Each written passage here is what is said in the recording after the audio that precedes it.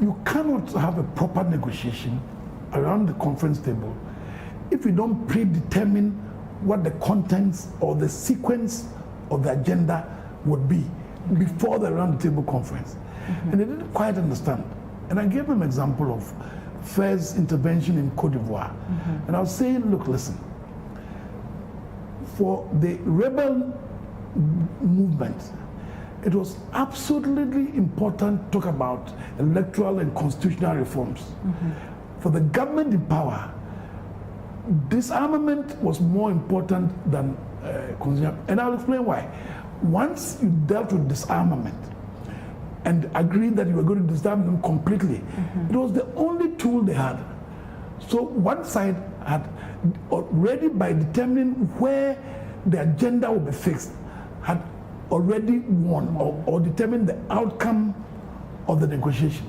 So this is the kind of contest which encouraged me that perhaps it will be useful that I, because of all the experience I've had, and I've had quite a bit of experience, you know. So this is what led me to write the book. But how was the process like, having to relive not only the 44 years you served, but your childhood, your days in school as a sportsman and in university? It's a very, very interesting period. I'd forgotten most things. But then I was reminded that if I was going to write about the career, then it would be important to situate that in my personality, my upbringing, my childhood, kind of parenting, and why I even chose to go into that career. So I started trying to remember things. It was a new exercise for me, and so that's how I started talking about sports and student politics and my parents and my siblings and language as the backdrop to what then led me to the Foreign Service.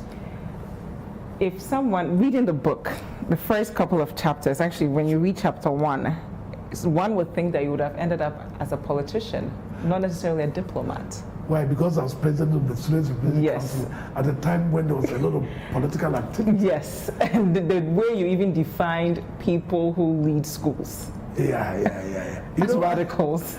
I think that a lot of people expected the same thing. And I myself was not too sure I wasn't going to go in that direction. But once I chose to be a career diplomat, that was the end of it. I mean, in our service, you are completely forbidden from partisan politics or even making public pronouncements about politics in your country. Because you serve the government of the day. So from 14th September 1976, when I committed the cardinal sin of wanting, that was it. It ended any political, and it was, maybe it's a pity because I enjoyed being president of the Students' Representative Council. And I recount a bit of it. You recounted in there, and there was a part where you talked about 1972, when you began participating in different activities and representing your school. So how did your experience, the extracurricular activities you participated in as a president of the Student Council, influence the decision to go the path you took? Amazingly, as a president of the Students' Union, you represent the students at a lot of international conferences. So I was fortunate enough to have represented my students in Geneva, in Manchester, in Zambia, in Tanzania, and so on and so on. And you meet people. But during the process, you attend conferences and you are representing the views of the students of Ghana. And a lot of that is very political. A lot of that talks about international relations. I'm talking about the time, talking about apartheid, the anti-apartheid struggle and the nuclear tests in the Sahara. And we're taking very militant positions. But because I spoke French, at a lot of these conferences, I became the link between the Francophone student leaders and the Anglophone student leaders. And amazingly, you know, students, we don't have money. So there were no interpreters at the conference. We had to manage without interpreters often. And you then became the unofficial interpreter. But more importantly, you then were negotiating agreements about resolutions. So at a very tender age, I saw myself being involved in what I was to do later, and I was enjoying it. And you know, I mean, when you're a young student and you go to Intercontinental Hotel in Lusaka, only white men are allowed to sleep there. You go and wear shorts and shirt, and they want to challenge you, and you take them on. And so, and then they give you awards. So I think all that gave me a foretaste of what I could be doing if I became a diplomat. I never turned back. One thing I love about the book is at every point, there's someone who can relate to that experience. So we find ourselves in a country where our parents force us to just get good grades, not necessarily participate in extracurricular activities like you were doing. How important is this for us to place premium on the things we do outside the classroom so we discover what our life's purpose is? I really think that the things you do outside the classroom are more important than the things you do in the classroom. Because it's those things which build your character. I mean, I cannot tell you what sports has done for me. Traveling as a national athlete and going to Abidjan and meeting Cote d'Ivoire students when I was very young, going to Benin or going to Nigeria, and just sleeping the whole night and imagining the triple jump board to win a medal for Ghana. The resolve and the discipline in training. I'll give you an example. I left the University of Ghana, joined the Foreign Service, then they took me back to the University of Ghana for postgraduate studies. I went to the athletics field. There was this young man from Achimota who was maybe from 2 when I was in Upper State. He started calling me old man. So I said, I'll show you. So I put aside my classes and took 2 weeks to train. You're kidding? Seriously, I wanted to get back to the field. And it was West Africa University Games. I even had a conference. So they left me and we went to Ile-Ife. But I was so determined not to let it go that I won the only gold medal that any Ghana university won. Wow. At those games. Only. But it just tells you how it forges your character. Just the still determination. And you know, you wake up at 5:30 a.m. and you're jogging. Later in life, when you become secretary to the president, and the president calls you at 6 a.m. and you have to work till midnight, not a problem. So the things you do, like in Achimota School, just the contact with literature or operas or Molière and the philosophy of 17th, 18th century French literature. I was a young boy, 12, 13, and I was confronting ideas which I would understand much later. Those things make you certainly a better person than the grades you get in school. And I've been most grateful for those opportunities. But your dad was worried about how you were performing academically. How were you able to balance the two? Because if you had gone astray, you wouldn't have become the diplomat that we are all celebrating today. My father didn't quite understand it. And I'll tell you why. Because he was used to extraordinary grades. My elder brothers set the bar high. Had set standards for me that normal human beings should not be worried about. And I was more interested in sports and theater and opera than and because I was not failing my subject and I was not being average, I was doing relatively well. But he was so concerned that when I left O level to go to sixth form, he drove me to the headmaster and made the headmaster promise him that I would not do any sports, otherwise he was taking me to Pokwari. I blinked at the headmaster. He said, of course, no sports. As soon as my father left, one time later, I was the athletics captain, I was the football captain, and the cricket captain. So it had become worse. It was so bad that one of my economics teachers, each time she came to class, I would fall asleep. And you teased that teacher? And I gave her a hard time. Do you regret it? Oh, no, I don't. Oh, when you're at that age, that's where you get your joy from. But there was a point where you had to take a trip somewhere and your dad wouldn't allow you go. Yeah, it was very How did sad. you deal with that? Because there are a lot of young people watching us who are rebellious. I was at the peak of my triple jump prowess. And I was that time #1 in Ghana. And I had never seen Turkey. And it was the International Athletics Federation which was inviting all nations to go and compete in Turkey. And I saw the route. So they went and told my father, he said, my son, is going to do A level. My mother was quite upset. Wow. But it upset me. He couldn't understand that I could combine both. And I did it quite easily. You know, the day I finished my exams, first university exam, the last paper, at about 11 a.m., Ghana was competing in athletics competition at El Wak Stadium, and I was the number 2 triple jumper. I ran from the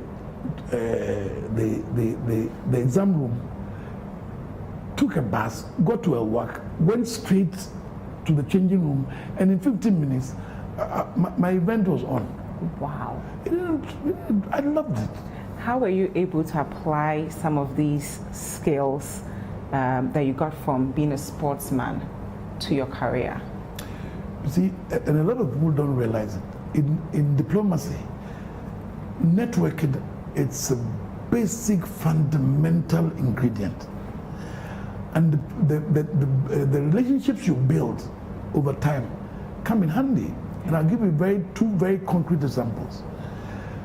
When I was in Lower Six, I went to King's College in Lagos to compete against them, Achimota King's College. And I met a boy called Udoma, whose father was a Chief Justice.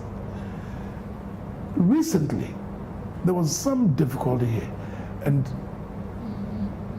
they wanted to speak to the Nigerian government. It happened that Udoma was the Minister of Budget. Wow. So when I said, oh, Udoma, I took the phone, that was it.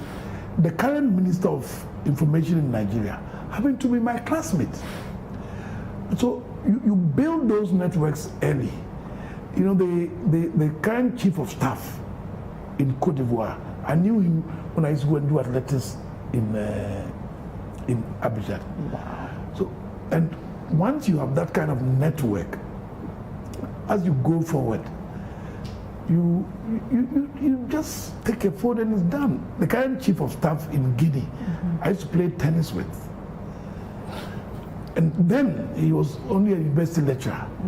But now he's the senior minister and Chief of Staff. But I picked him up on the tennis court.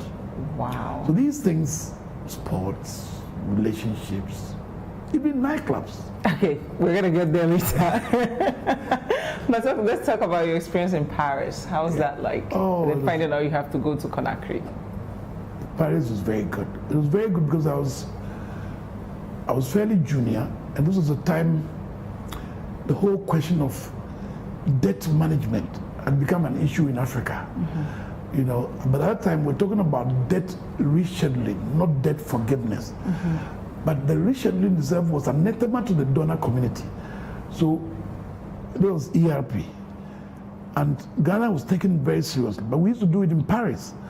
So at that time, President Rawlings used to send his best team. Kwesi Botwe, Joabe, Kwame Pepra, Ambassador Kennedazi, and so on and so forth. But I was the youngest officer, so I used to do the draft for them. Wow. And of course, Ambassador Kennedazi, for instance, who became UNCTAD, I think directed a boss of UNCTAD, he used to write so well. And when you send a draft to him in the hotel room at 11 p.m., he'll call you at 6 a.m. and ask you which school you went to.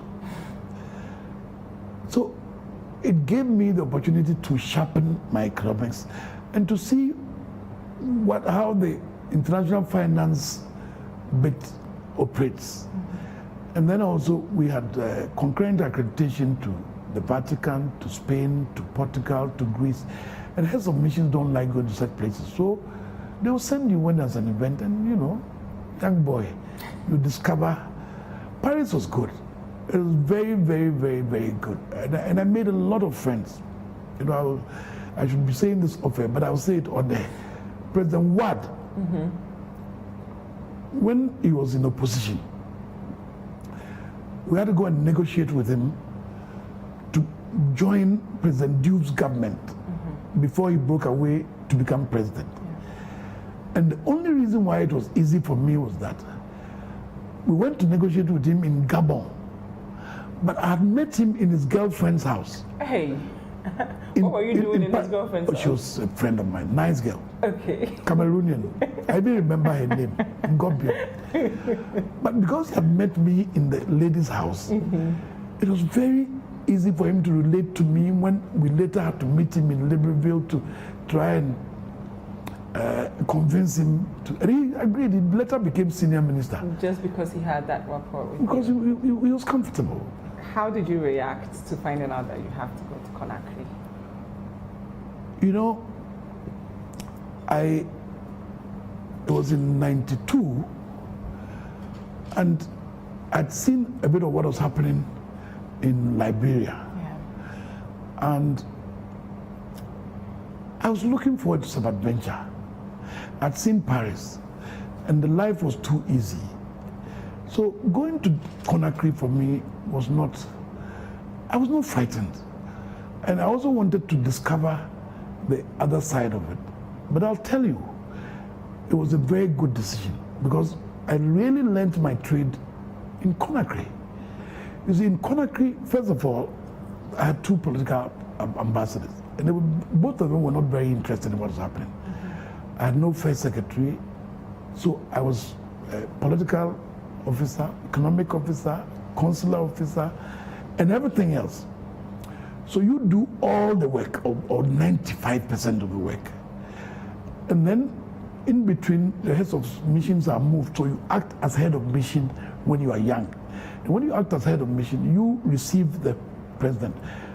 And so, and since our presidents travel around a lot in the West African sub-region, you find that suddenly you're dealing with your head of state and you are writing speeches for your head of state and you are negotiating on his behalf. You learn so much. And then you have to accompany him to all these meetings because you are in charge. So Conakry was extraordinary. Conakry, because there was a crisis in Liberia, were given concurrent accreditation, no, not accreditation, but responsibility for Liberia. And you know, this was a peak of all the trouble in Liberia, so we had to travel in and out of it.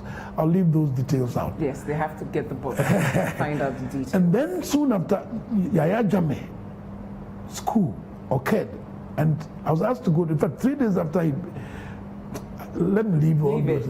That is the way that you learn your trade. I mean, I had never negotiated a technical agreement on my own. When Jammeh came, you see the details. I went through all kinds of, I had to negotiate as the leader of the negotiation process. And we are talking about a transition of young boys. When he came to Paris, he was 28 or 29. His number two, Singate, was 25. So you can imagine, when they come to see you at midnight, the whole place, they're armed. And as they're sitting with you, you are alone, there are guns all over the place. Weren't afraid? But you're a young boy, you are silly, you know. You're too courageous, just like it happened in Kinshasa. Yeah. But similar things occurred in Kinshasa. But was there ever a time where you're like, I just need a break from all of this? I miss my life in Paris? No. Because I'd become addicted to the real action. And I found Paris very boring. So when I was asked to go to Kinshasa, and the reasons you will find out in the book, I mean, there I really didn't want to go. Why? Because the level of insecurity in Kinshasa was incredible.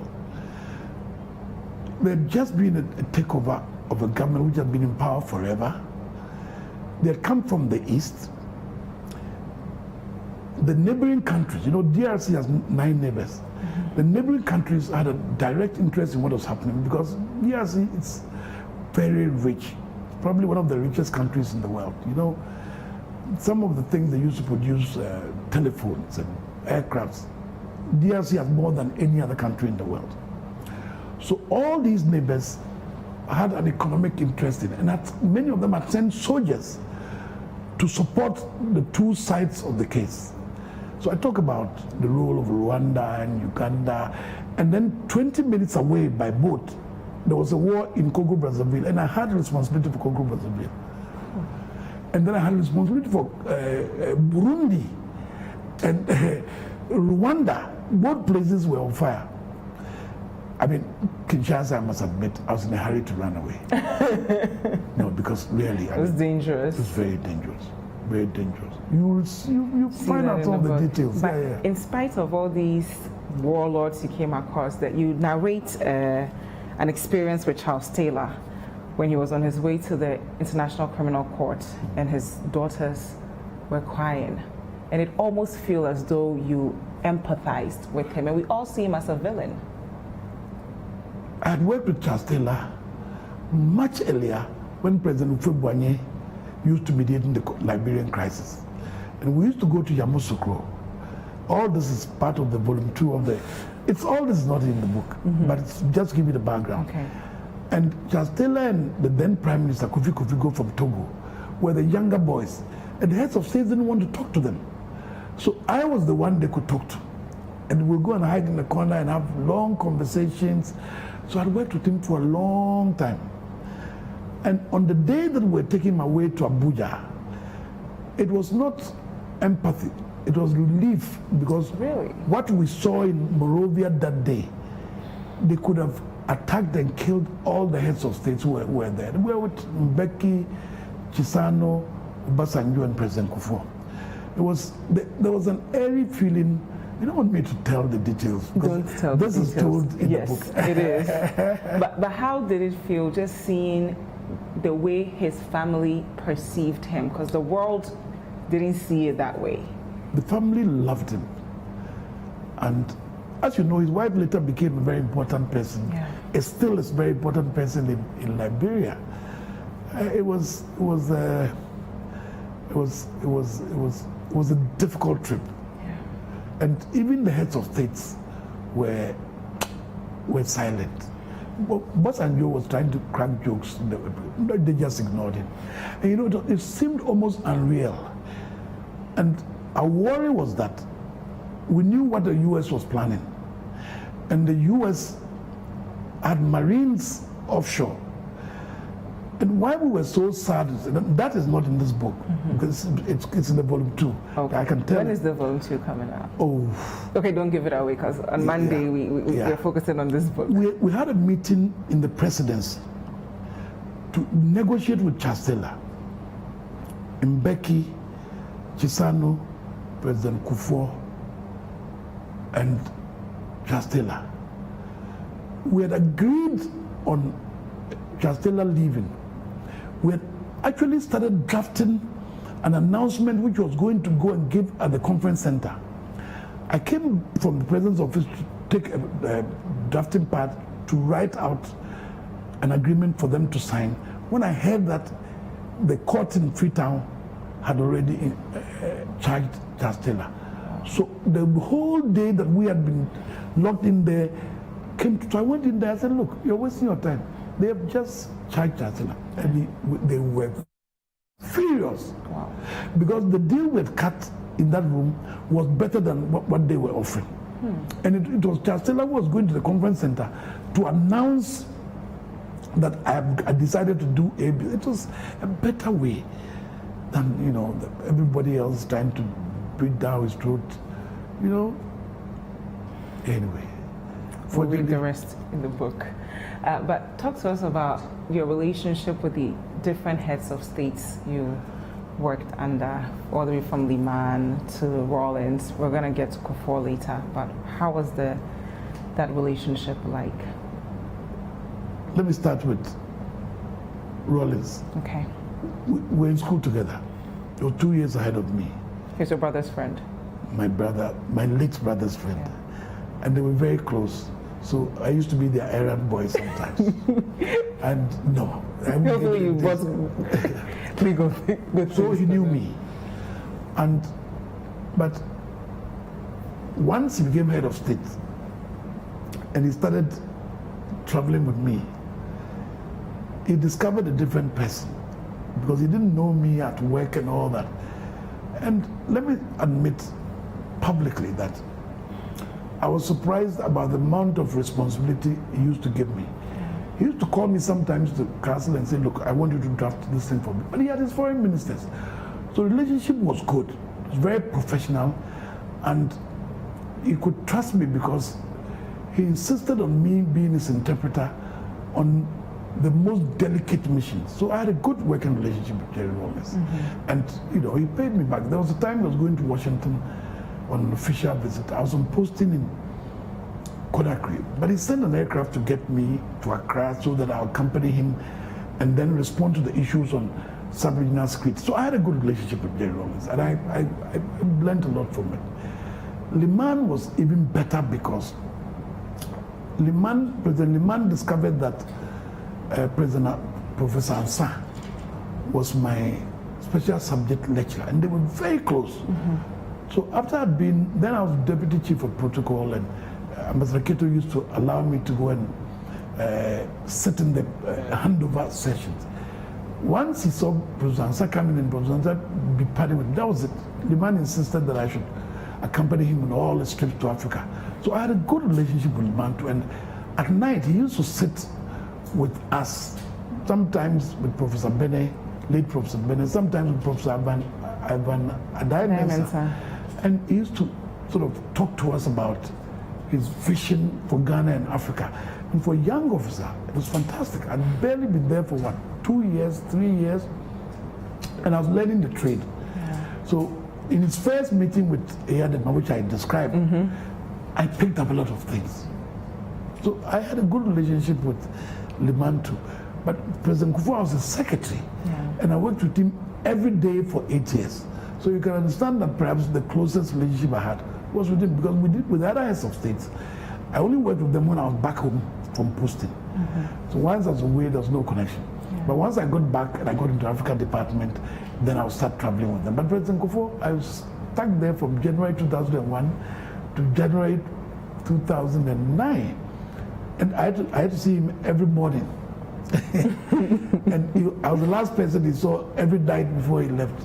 Wow. Or at least he would call me and ask if there were any outstanding issues, or if there were any letters he had to sign, or if I had committed him to any meetings he was unaware of, so that whether he liked it or not, he saw me first thing, and then said, as I used to tease him, so you haven't got permission, you are going home. And he was very nice about it. And once even if it's midnight, you call and say, which also meant that I could never leave the office before he left the office. And it's not him I was worried about, it was the ladies who worked for me. Patience, Araba, Mami, Brago, Asantua, Patricia. And some of them will come to work pregnant. And you walk into their office, they'll be lying down with their big stomachs because they can't go, because I haven't closed 11:30 midnight. Working for presidents is not funny. But you made it work.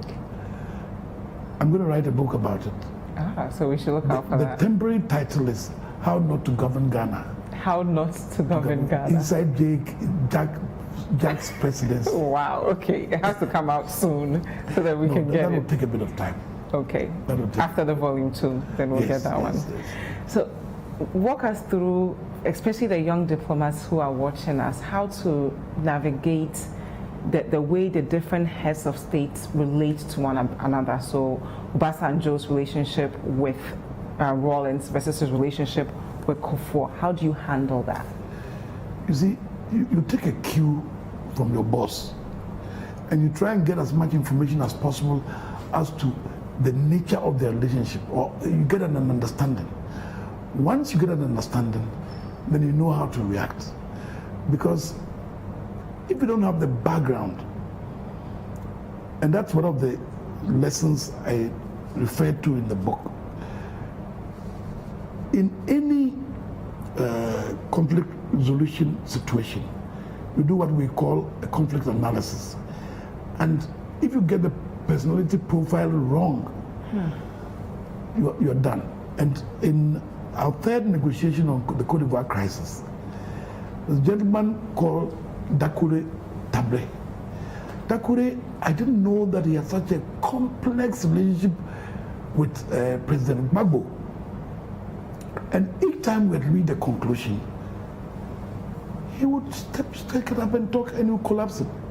If we had done our homework well, we would have made sure that Dakure was not the spokesperson, because he gave us a hard time for one whole week. So that's part of those are some of the issues I raised for young diplomats who are starting their careers that, when you're doing conflict analysis, the various aspects of which you should cover for who your principal is, your president, so that he walks into the meeting completely briefed. So looking back on your 44 years of service, what would you say were some of your highlights? The most dangerous moments. Why? Because you felt that you were contributing to something concrete. I mean, when eventually the violence stopped in Banjul and Jammeh was allowed to continue, I breathed very big relief, because in the beginning it was very complicated and you had to be at the center of it. You had to go into Banjul and make sure that our boss in Accra are aware and they send you back. Look, there's a story of somebody who was finance minister who had come to Legon and so had become our friend. He was working with the investment bank, but later, because he was close to us, they raised him, became secretary to cabinet, and he became finance minister. We got a hint that his life was in danger, and I was supposed to leave Conakry on Wednesday. I wrongly decided that I'll leave only on the Saturday because the Ghana Airways came through Conakry on Wednesdays and Saturdays. That day, President Jammeh was traveling out of the country, so I met him at the airport and we talked. The finance minister I'm talking about was at the airport. Not knowing that whoever was interested in his death had planned to assassinate him on the Saturday. So I didn't have the time to have a discussion with the president and the vice president.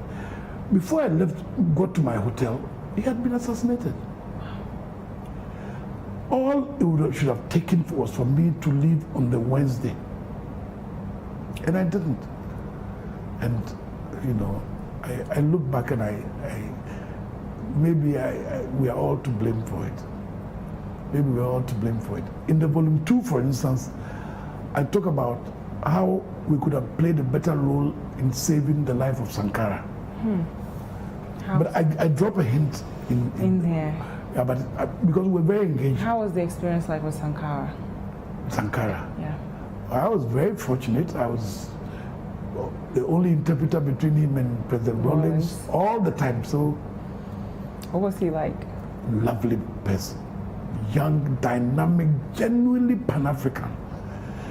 I mean, fresh, incorruptible, articulate.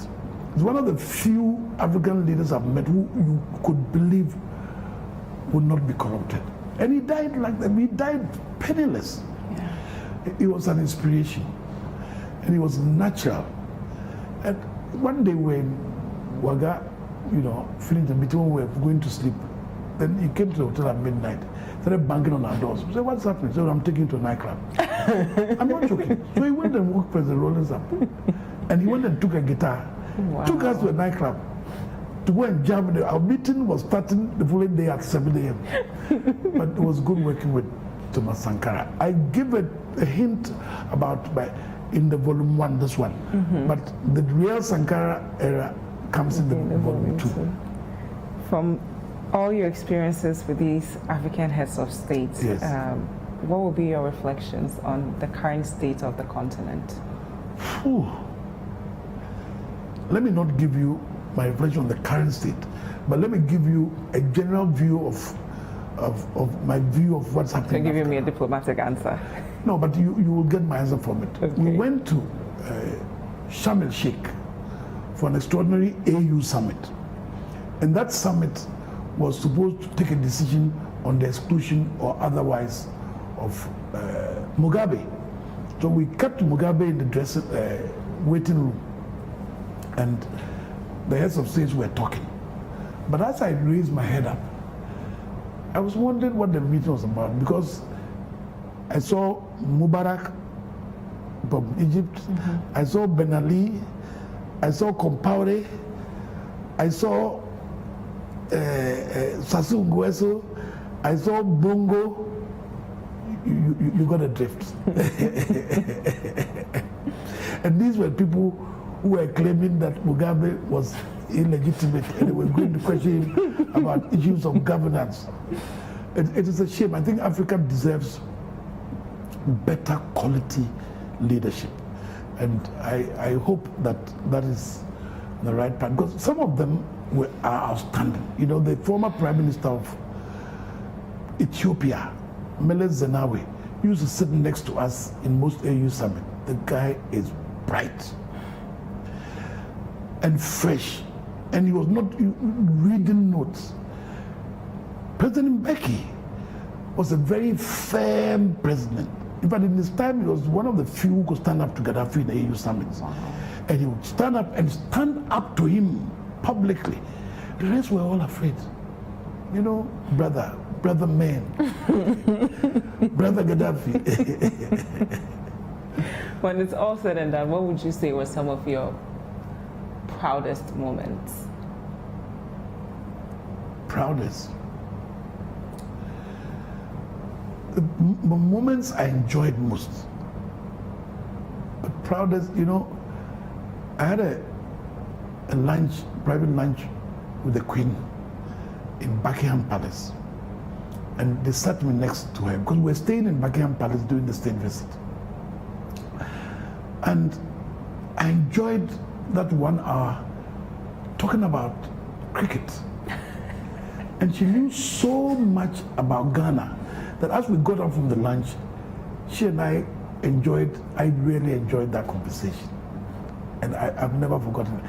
Then once we went to the Oval Office, unofficially, because President Bush wanted to consult President Kufuor.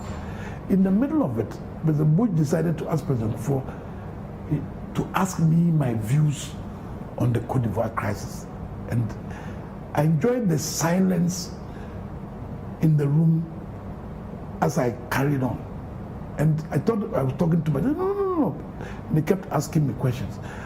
But I had acquired that experience for many years of seeing symmetry as a young diplomat. I'd seen heads of states talk to each other, language they would use, and the methods they would use, and the signs, and the body language, and all. So it was the benefit. I could see that some of it had washed over me. And then I also, the day we freed the 100-day peace negotiations on Liberia with General Abubakar, who was chairing the meeting, because there had been a very, very long negotiation. It was so difficult that at that time, this house was not occupied. So I used to bring them here at night for General Abubakar to deal with them on a one-to-one basis. So that was, so there are many highlights. Generally, I've enjoyed my career. And when I was walking away after 34 years, I had no regrets.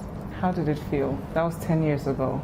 Yeah, because I was going to teach at University of Ghana last year, and I knew that I was going to have the opportunity to use some of the examples that I've given you today to give the young diplomats an opportunity to understand what the job is really about. And I do hope that many of them benefited from my... In fact, they were the ones who inspired me.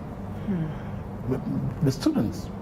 I had a student from Cameroon, and I went to open a conference for mid-career diplomats, and I gave a speech on the evolution of the African international relations since independence. This girl chased me, found out where I lived, and wanted a copy of the paper. So she then went back to join the service. And we've been in touch. When she has a big issue, she sends me a long email, and I'm happy to be able to mentor. My students are all over the place. I'm sure they're happy that you finally have. There are even some here. Oh, really? Yeah.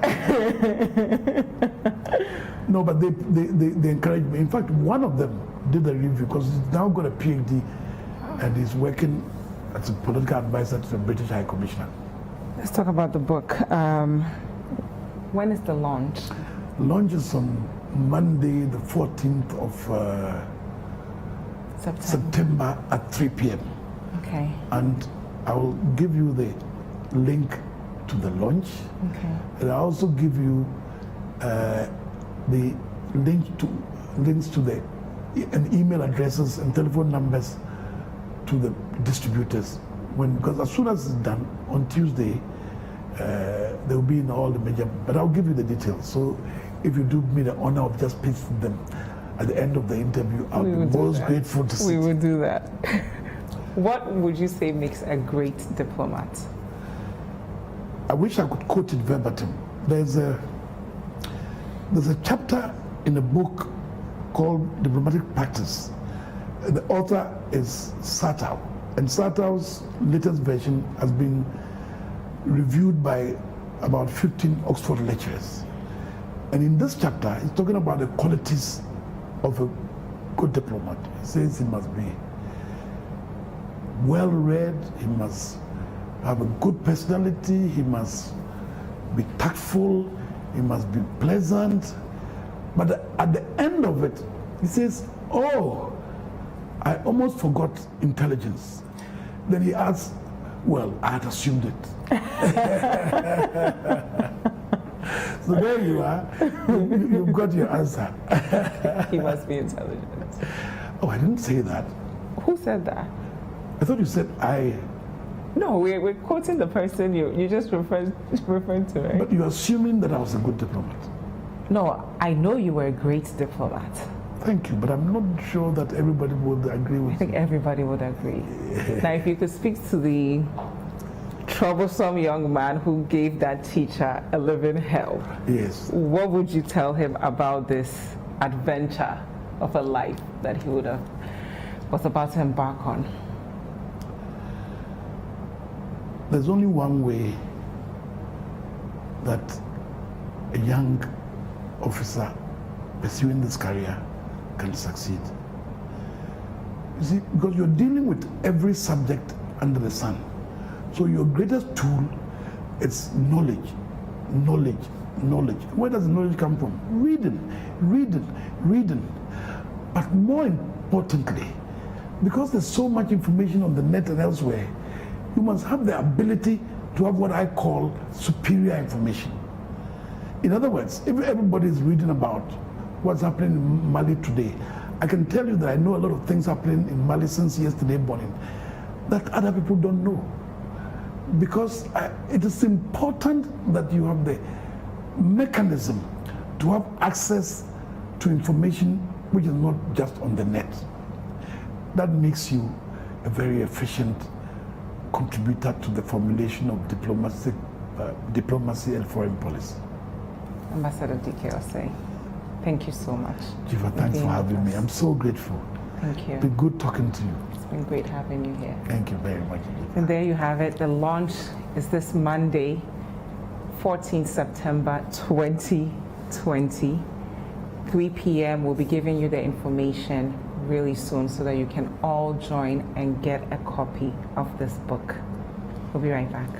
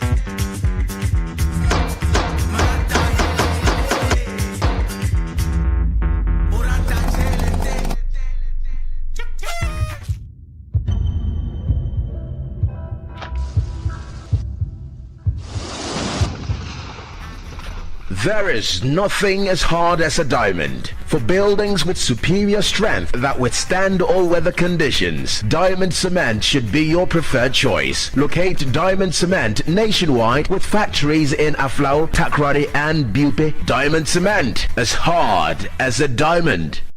Pepsodent introduces charcoal and lemon essence. The unique combination of natural essences Whitens teeth naturally for you and family because every smile matters. That planet. The world is impossible without time.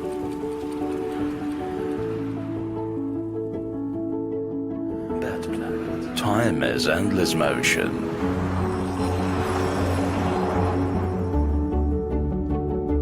Make time work for you.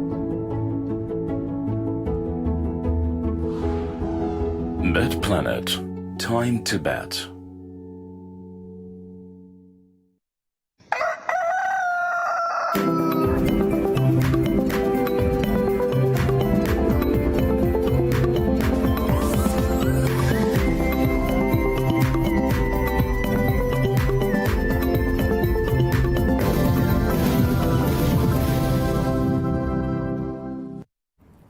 Welcome back. It's time for us to talk relationships. And today on the relationship segment, I've been joined by Michael Mensah, who is a family life advocate, a counselor. He's also a panelist on Family Life, our show on radio on 97.3 Citi FM. He's going to be talking to us about 5 levels of relationships. Now, this is a very important conversation for us to have. Let's get right into it. Good morning, Michael. How are you? Good morning.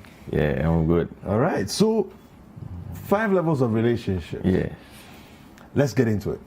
Okay, right. So basically, as human beings, we are very social beings, and it's been said that man is a creature of society, and man is a connected person.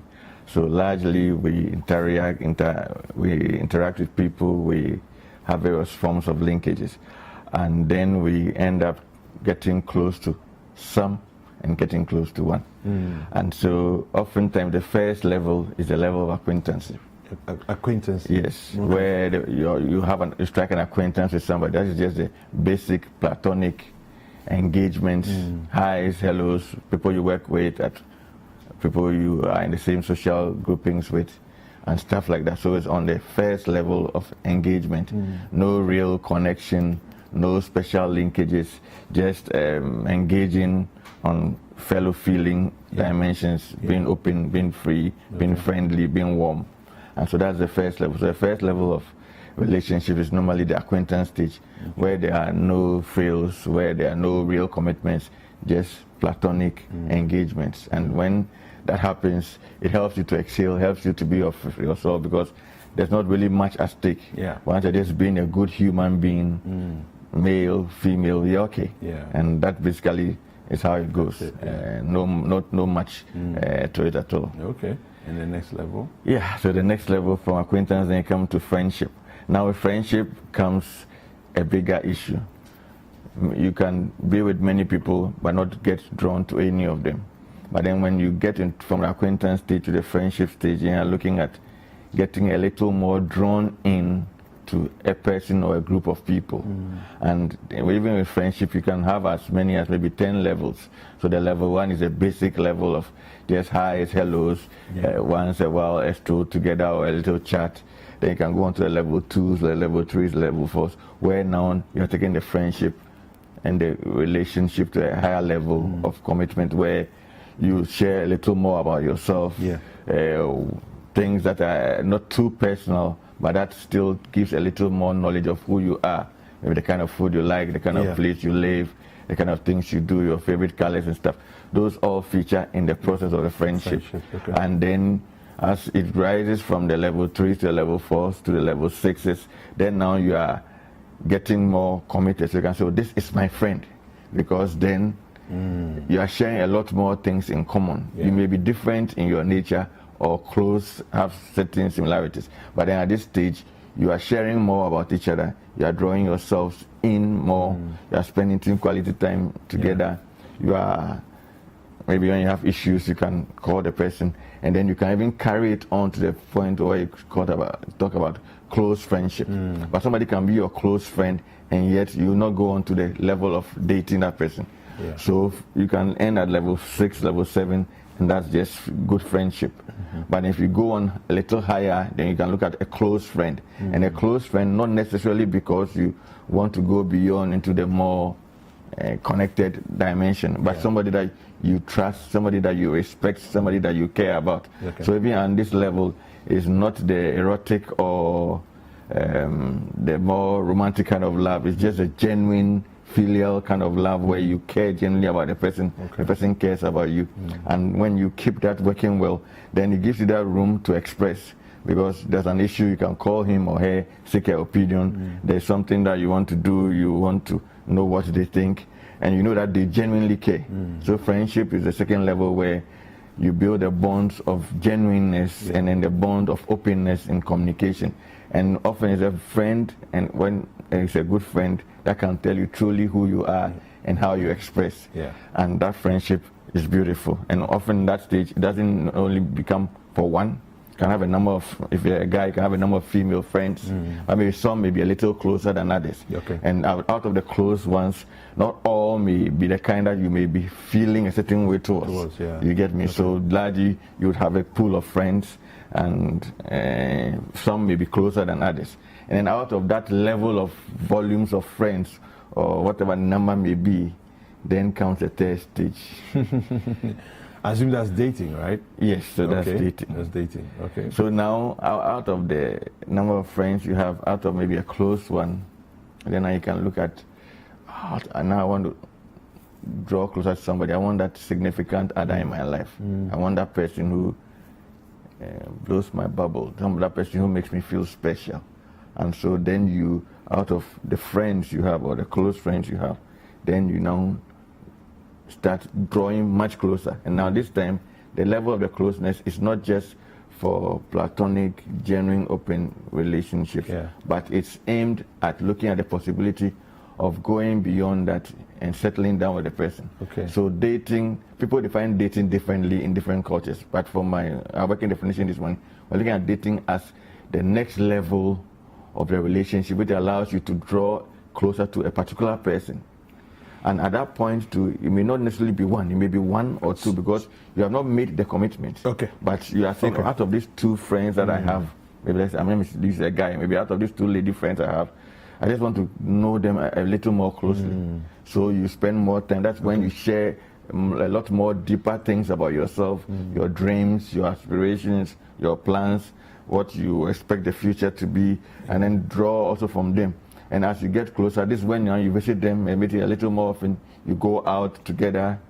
But even at all these stages, like we often recommend, keeping it non-sexual is helpful, because what sex does is that it clouds your judgment and then bonds you beyond the point to which you want to be committed. And if you've gotten everything for the person has given everything to you, sometimes you feel bound because it would be unfair to leave, to walk away.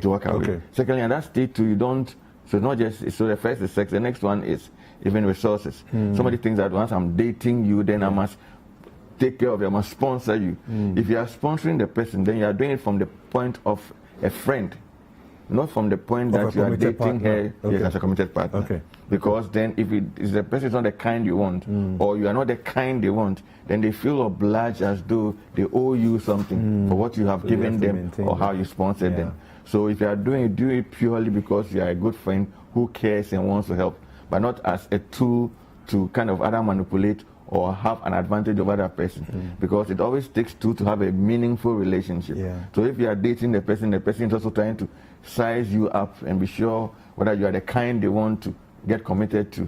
You must watch. So sex, financial commitments, and then even major decisions like holding a joint bank account or buying a property together. All those things are things that should not be done at that stage, preferably. There are occasional situations where it's worked, but it's not the norm. And so you rather err on the side of caution than on the side where you think that at that point when you're in the process of a third level of relationship, you must make that commitment and engage in such things. So from the dating, then you see that this one, out of this my three good lady friends, this one I like her more than the rest. I like the way she carries herself. I like the way she does her stuff. I like her character.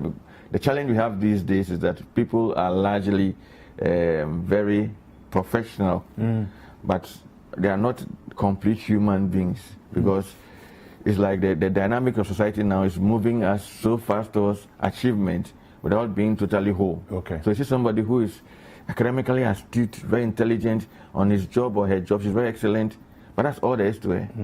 She's They're deficient selfish, in yes, so many other in terms of areas. all the social skills, in terms of being complete and balanced human beings, their value system, their considerations, they are very selfish, they are very petty, they are very high-handed. So these are all things that during the dating you begin to see. And then if you begin to see those little signs, and then you realize that, okay, out of the other, this is the one that I think has the character, has the moldings that I think I can make a life with, then that will take us to the fourth level. Yeah, which is courtship. Yes, courtship. Okay. So at courtship stage now, you are choosing one. And particularly for those who go by the ordinance, you are choosing one because now you are telling the person, I want to be committed to you. And the aim of this commitment is so we can work towards marriage. So courtship is the actual commitment level. Yeah. Dating is not. Okay. Dating is a process where you are beginning to get to know yourselves a little more and hope to move on. Now, when you've chosen the person at the stage of courtship, then you have made a commitment. And so you cannot now go dating other ladies. Yeah. You cannot, or other guys. You cannot go committed to around. this one. You must stick to that one. You can't also go around, as it were, making promises to others because you made a promise to one. To one. Because so courtship is the commitment stage, and as at this stage that you are hoping it will end in marriage. Once again, courtship is also not marriage. So the same things in dating would apply when it comes to sex. There are people who can't hold themselves and want to do such thing, but you know, there's a faith-based dimension, and there's also even the health dimension. There's also the social dimension. Oftentimes when, and people come from different backgrounds, so I'm not saying that we are in the perfect situation where everybody is not indulging or has never indulged. But what normally happens is that when you engage in intimacy, extreme sexual intimacy or physical intimacy, what happens is that if you've done it to 1, 2, 3, 4, there's always room for comparison. And that alone becomes a challenge. Some have a high affinity for sex, and so now they have something to compare with. And so that alone, even at the courtship stage, becomes a challenge. Yeah. Similarly, the issue of provision and support. If you are using your sponsorship role as a reason for marrying the person, or you are looking for somebody who will be subservient to you, that also is not a good posture to have, because then it means that you are looking at what you are going to gain only and what will be the mutual benefit of the two.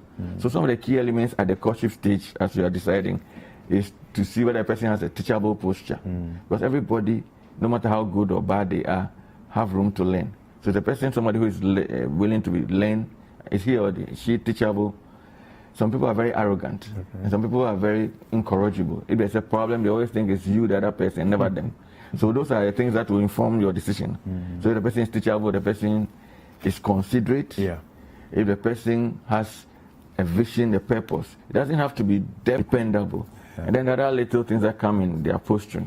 So once you have decided, you carry on the courtship. Now, if at the courtship stage, there's a higher level of engagement, because now it's one-on-one. So if you start seeing certain signs of certain things that you didn't see during the dating time, courtship is still not marriage. Okay. And at that point, if the things are not things you can deal with or you can handle, maybe the person is not consistent with his time, the way their money management is bad, they have very low self-esteem, they are extremely controlling, they are always trying to play smart. I mean, whatever values or things you notice that you are not comfortable with, it's during courtship that you must interrogate it. Oftentimes, because people are in love during courtship, they overlook these critical red flags, and it shows up more deeply in marriage, and now they are trying to find a solution. So it's at courtship stage that, though you have made a commitment, you still are exploring the possibility. And if that works out fine, the person, you are both okay. Then you go to the fifth level. The last one, which is the marriage. Yes, and then you carry out the marriage proper. And marriage itself is a journey, so there will still be new discoveries and some surprises in marriage. And then you can carry it on. But the key element is that it's in marriage now that the two of you are one, legally, socially, in terms of the family value, because now you do the traditional marriage or you do the ordinance, whichever one. and then you can do the church bit of it. But all that now makes the two of you one legally, and you sign the marriage register. So then the two of you are one. And so you can own joint properties, you can share whatever you have, because now whatever you have is for the two of you. And that is when whatever you can be, can do, can be done together. So once you manage those dynamics properly, then you have a clear channel, and you must know how each one runs. So now here's the question. You meet somebody for the first time, and the person becomes an acquaintance. How quickly should, I won't say can, but how quickly should one be permitted, or should permit themselves to move from acquaintance to marriage? You can't give a particular timeline, but I would say that it should not be anything less than 6 months. If it goes into a year or two, it's much better. Because you see, and the other dimension is also the age factor. When you meet the person much earlier, you have a little more time. When you do so a little older, when you are in your late 30s or early 40s, then your time is limited. You get me? But anyway, which way, there's always the room for time, because the element of time reveals stuff. So if you rush it, often people say what love at first sight, what head over heels over you. So that is the thing, and then they start the acquaintance. But you need to be able to check whether what you are seeing is authentic thing. So give yourself some time, like I'm saying, at least 6 months. But if you can give yourself much more time, and there are key things to observe in the process: the consistency, asking certain questions under different circumstances always. Surprise visits where you are sure it's safe. Because you can meet somebody and you are ahead of a heels of a person because he has the kind of physique you want, or the way they talk, something about them dazzles you. But there's more to marriage than that. So you need to evaluate those things. You need to validate your assumptions as you may see them, and then be sure that what you are seeing is a real deal and nothing else. And once you manage that properly, if at any stage you feel the person is coming on too strongly, the person is making some demands, whether male or female, then you know that no, this is not the right place to be. That's what I was saying. Are there red flags to check you at every stage of relationships, or is it just for marriage, between courtship and marriage? Are there red flags for every stage of relationship? Yes, there are, and the issue is that that's the beautiful thing about the process, because as an acquaintance, you agree, okay, let's get to work, maybe even so you can have acquaintances at workplace. Let's get to work at say 7 o'clock to get this thing done. And this person is always, you are male, she's female, and this person is always coming in an hour and a half late and always having excuses. That's why the person cannot be your friend. So you can't even move from the acquaintance level, which is just basic engagement level, to even the level of considering the person as a friend, because you see that clearly the person's value of time is wrong. Somebody who is always one story or the other, and there's not the consistent trail. So even at the acquaintance stage, there is now comes the level of friendship. You draw close, you are sharing, you are caring, and then maybe you divulge some quite personal information. Then before you are aware, others hear about it. That person cannot keep. That's disastrous. Yes, so that's a red flag. That's such a friend. You need to be wary of what you share or care about in that regard.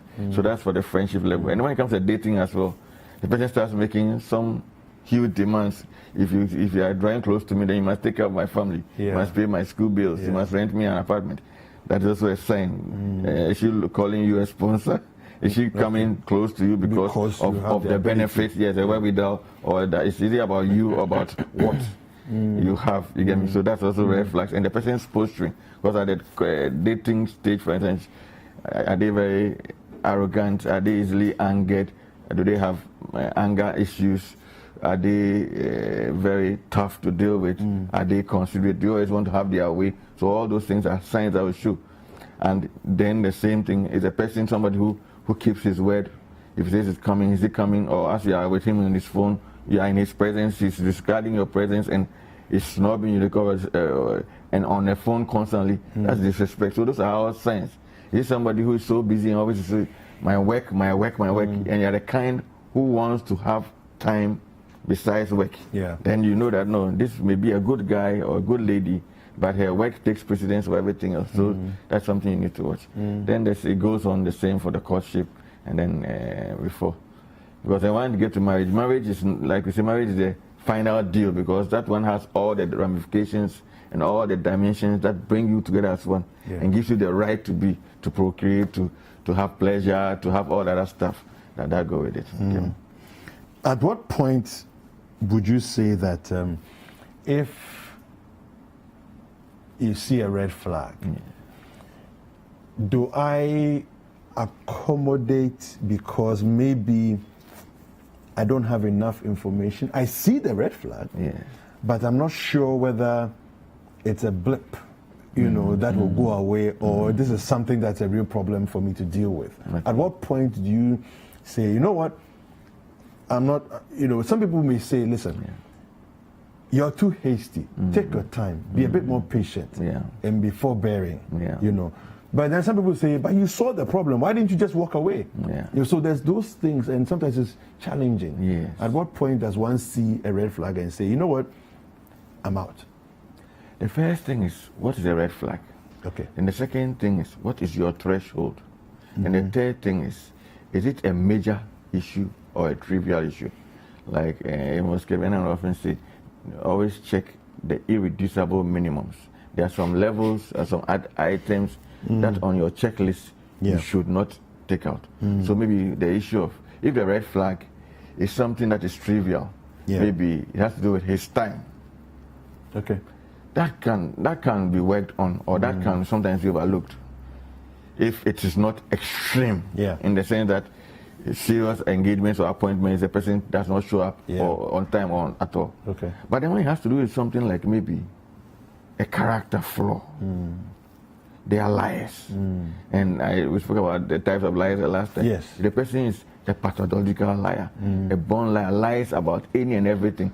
Trust is key in a relationship. So such a thing as not being able to trust what the person says, because you can't tell when he's speaking the truth or lying. That's a major red flag. So then the next thing is, what is your threshold? Can you deal with such a thing? Can you handle that? Can you handle that in marriage? Because you should not go in with the mindset of, okay, to change. People do change and people do get better. But the question you should ask at such a time when you see a red flag is, can I live with it? If you can't, then that's okay. If you cannot, and it's not a minor issue, like we're saying, something has to do with the core value system, something has to do with the basic elements of the person's character.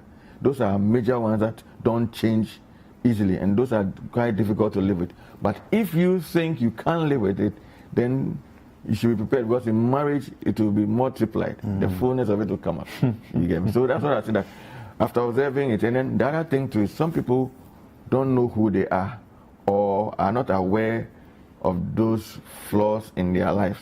And so sometimes when you bring it up to their attention, you realize that sincerely they are doing something about it. Then, so that's why I always talk about having time before you decide, or before you carry on the marriage. Because then when you give yourself some time, if the person is genuine about changing, to a certain degree, you will see. When they are not, then you can. So this guy is just trying to whitewash the issues, but it's not really committed to making a change. Okay. So we have a few messages here. Our viewers watching by Facebook are commenting. Sylvester J says, inspiring, learning a lot. Ras Achicho Benjamin says, great education. Dinah Mante Aitefield says, thank you, sir, but please, sometimes we are carried away with love, and that is why sex is in the loop. Thank you for your education. I want to go on that particular tangent and talk about the issue of if I can use the term premature sex. Okay. So, is it ever permissible or excusable to have sex prematurely? Let me use that. You know, society evolves, and so when you're talking purely from a societal perspective, people are free to do anything they want to do once they have reached the age of consent. So an individual has a right to do what he or she wants to do with himself or herself. So sex is permissible under the social dynamics of a person doing stuff. But even within the social dynamics, then you come to the health dynamics, which is under the social dynamic. Yes. That, you know, when you talk about some even issues of even cervical cancer and stuff, one of the elements that have been found out is that people who have had multiple partners early are at higher risk of contracting it. Yeah. So you see that even within the social permissibleness of the issue, there is even that health concern and that risk. Besides that one, we spoke also of the comparisons. If all you've had in your life is banana, when you come to taste an apple, it's different. But when you've had bananas, apples, grapes, and all that stuff, then you have a space for a lot of comparisons. And then that later on comes to hurt you in your relationship. So it's a natural inclination, and some people are unable to hold themselves and indulge in it. And people are coming from different backgrounds, different perspectives, and we have been doing it all through. But what we are saying is that what are the benefits and what are the things that are not helpful? Yeah. You get me? She spoke about the fact that it's a love thing. Yeah, love makes us vulnerable. But that is also why people take advantage of their vulnerability. Okay. There are people around who all they want from you is sex. And after they think they've had enough of you, they take you nowhere. But you see, sex is the highest form of intimacy. It's not just an activity. It's the bonding of the soul, the spirit, and the body. The trichotomy of a human being. And so that brings you into a certain level of closeness. And so if it is not followed up with other levels of closeness, it becomes disorienting. And what happens is that it gets to a point now, you know the song, How Could an Angel Break My Heart? Every time you go, you take a piece of me with you. What happens then is it gets to a point where love in its real definition becomes meaningless. Because then you think that if somebody loves you, then they must get sex from you or give you sex. But love is much bigger and fuller than that. So sex is just one aspect. There's communication, there's commandery, there's companionship, there's consideration, there's affection, there's romance. And also all these various stages come into the fry or the pan of the relationship. You know what I mean? Then you can even come down to the final produce, the faith-based dimension, where scripture and stuff encourages abstinence, because then, in line with the things we said, helps to. And if a person has been doing it, there's no wrong posture or time. So the best time to start is now. And you realize that when you're able to manage it properly, it serves you in the end. And people have his ex and her ex and her, and if the ex hasn't had any sexual dimension, why is the person afraid of you or your ex? But if the ex or somebody you are intimate with, then the new person who comes on is always concerned. Is she dating him? Is she having an affair with him? And so sex, though it's supposed to be within a context that helps us to express it fully, it's being overrated and tends to create all the dimensions. And I think the last thing I want to add on that, what pumps us up is what we feed on. And whatever you feed grows. So if you feed on very exotic and erotic and explicit stuff, you'd end up being pumped up, and you want to find expression. So the content would in fact affect the container. The container would carry out some actions, and those actions will have their consequences. So Rashida Idrisu says, very informative, thumbs up. Amel Sabe says, interesting revelations. Most times we ignore the red flags because we are in love and deceive ourselves that it would change after marriage, or we can change them. Beloved, don't be deceived. That's what Amel is saying. And then Stephen Sai says, hello, I don't know if this has already been discussed, but where does the consideration for the individual's love language come in? Yes, love language basically would come in at the courtship stage. And you see, if you go through the various stages we've spoken about and the levels, you discover some of these things as you go along. But at the courtship stage, that is where now is just the two of you. So this is where you are trying to know the person. And if they know, we often say that get to discover yourself and be a student of yourself, then also a student of your partner at the stage of courtship. So at that point, you are going out, you are spending quality time. Those are the times you find out. You realize you bring her a gift. Sometimes people don't know. So the more we read, the more we learn, the more information we have of ourselves.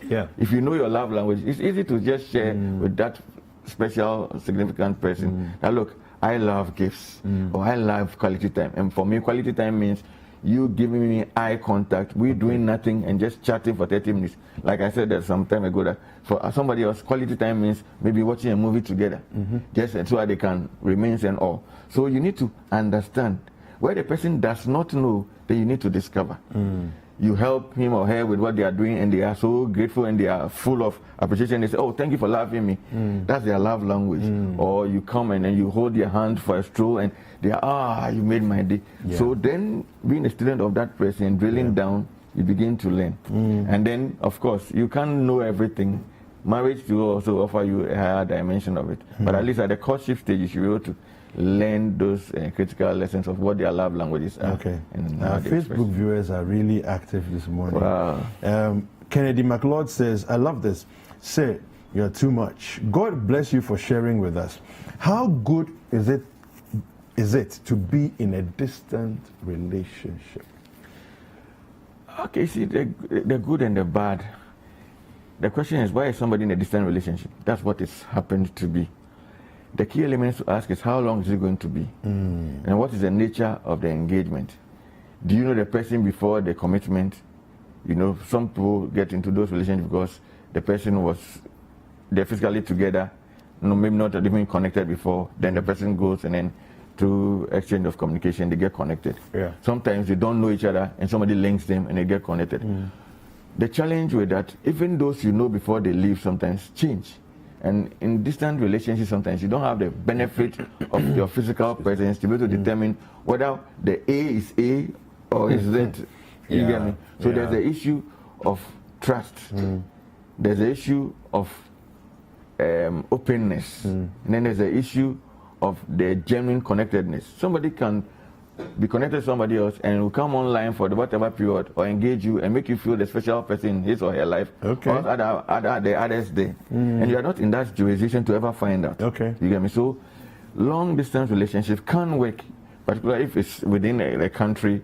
You can plan to engage, physically. If it's across borders, that becomes also something you can work out. But the challenges are the things I've mentioned, that people can pretend a lot. People may not be what you think they are, particularly if you didn't know them before the engagement. And sometimes you do your primary school mates, your acquaintances or friends in primary school, and now you want to move to a level of courtship. So you must validate whether they are who they claim to be and whether they are being sincere in their engagements. And those are things you can find out by the questions you ask. I have had the opportunity where you've spoken to people who have gotten broken when they ask people to check on some of their people, and the report that they are giving is terrible because the guys are doing stuff and yet completely something different from what they imagined. So those are the risks. And the other thing is that when you now come to live together, because you didn't have the advantage of being physically present with each other to grow the courtship, you have to be ready to learn your courtship in your marriage. Because you didn't have the presence of each other. So now you're going to discover things that you should have discovered at the courtship stage in your marriage. So for a long distance relationship, the key element is trust. Is the openness of the relationship and the genuineness of it. And then you can manage the communication dynamics. Fantastic. Thank you very much, Michael Mensah. Michael Mensah is a family life advocate, a counselor, and also is one of our panelists on Fam Life, which is every Saturday morning on Citi 97.3 FM. We're going to come back with the next segment. Don't go anywhere. We'll be right back.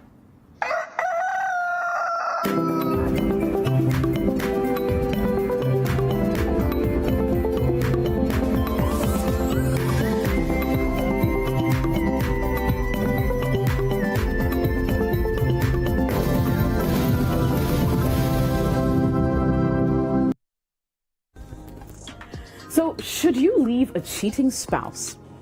Can you survive the marriage? I don't think so. How do you deal with inappropriate family relationships? For her to be married to you and still have the audacity to be romantically involved with your sister is serious. And indeed, is love a good enough reason to marry someone? Your partner should yearn for you. Don't forget, you can actually send your questions ahead of time to Jessica at citifmonline.com. Sister is live on Citi TV every Friday at 9.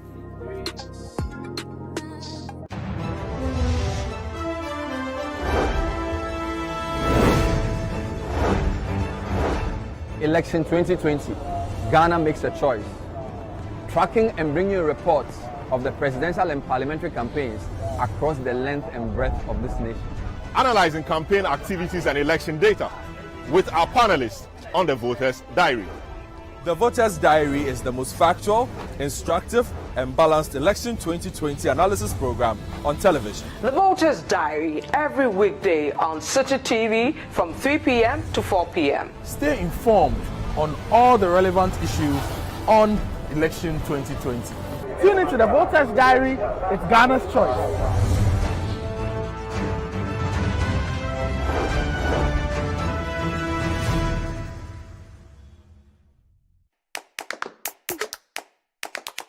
Instead of for us to look for jobs, why don't we start up something which can help to change our fathers, our mothers' life? I tell the fellow youth, so many of us are without jobs. If we can put ourselves in the hot seat, we can create the jobs. In Africa, we actually have needs that if you solve them, you're able to impact the people within the continent. Without fear, people become more productive. They become daring. They become creative, and they become innovative. I decided to quit my job. Even if I don't make it, I'll have tried. I will have known that it can't work. Nothing is magic here. Everyone who arrives somewhere is working day and night. It's something that will enable you to grow a lot of skills you didn't have. You're trying to build something that is beyond the borders of this country. If you want to change the world, right, you might as well start from home.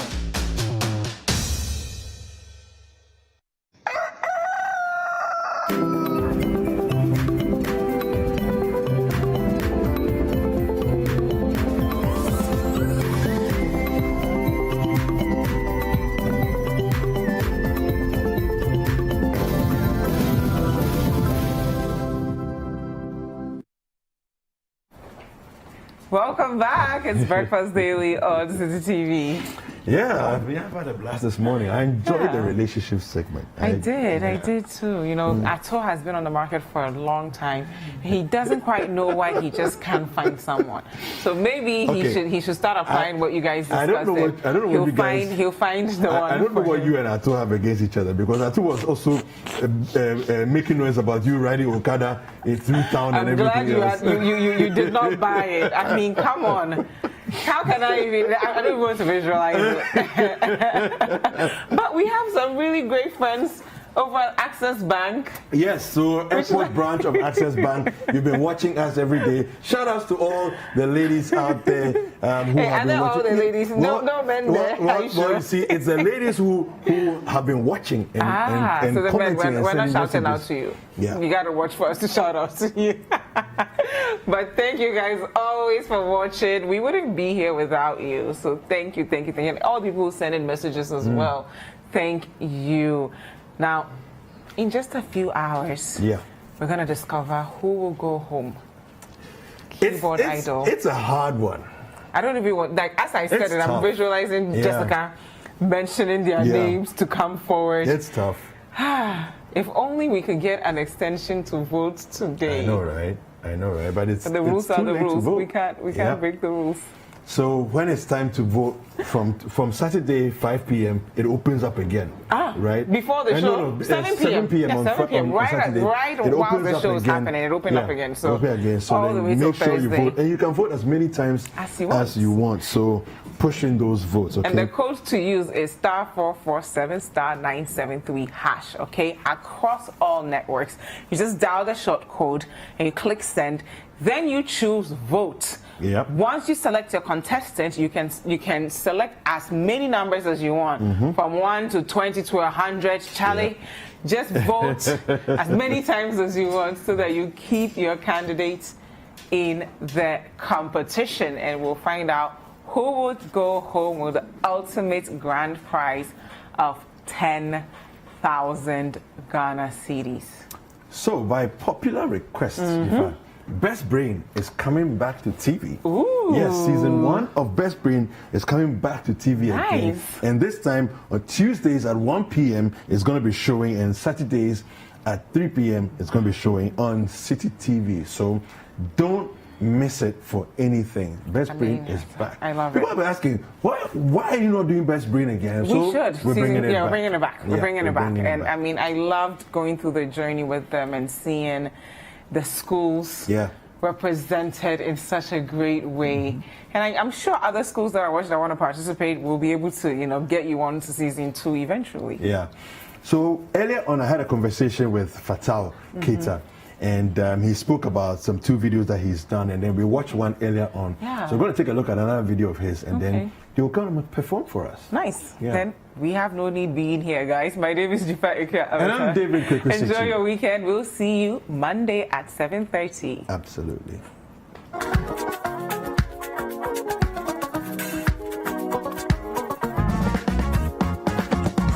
Come on, my baby girl, forget about today and think about tomorrow. Ooh.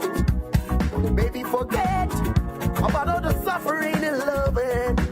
Forget about money, love, and plenty. My shady baby, do your responsibility. Act as a woman.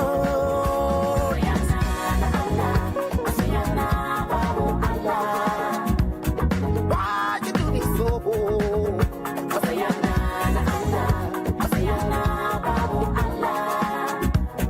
Why you do me so?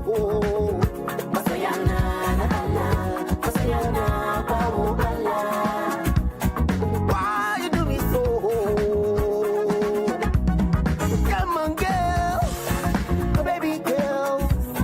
Come on, girl, my baby girl. Come on, girl, my baby girl. Ooh, girl, baby girl. Do your responsibility. I want you to act as a woman.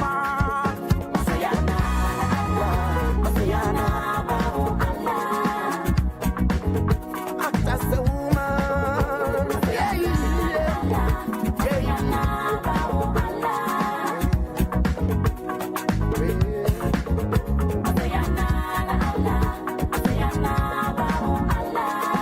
Yo, Bob, something they marry mga. Something they ever come on. Something they do to man. Come on. Yeah.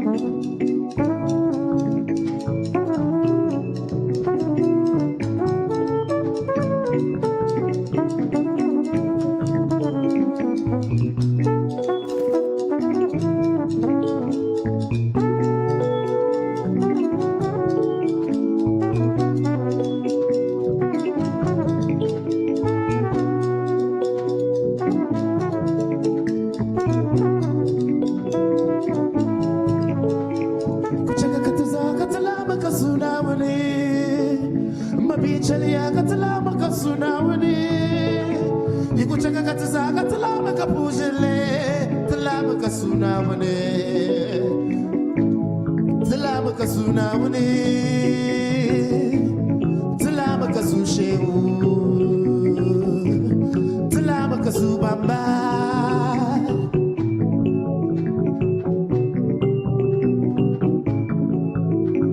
Ikuchaka katuza katala makapujele Mabichali ya katala makasuna wani Ikuchaka katuza katala makapujele Tala makasuna wani Mabi tala makasuna wani Mabi tala makapujele Mabi tala makasuna wani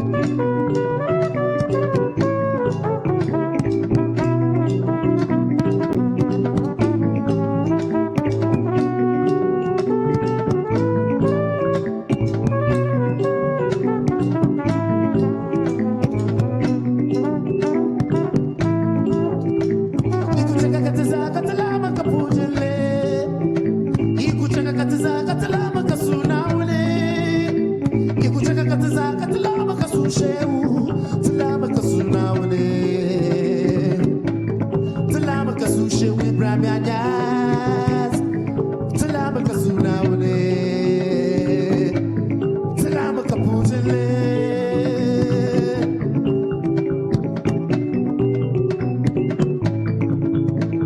Ikuchaka katiza katalama kaputele. Mabichali ya katalama kapuna wale. Ikuchaka katiza katalama kasuna wale. Salama kapuna wale. Mama, salama kasuna wale. Mabi, salama kapujale. Mabi, salama kasuna wale.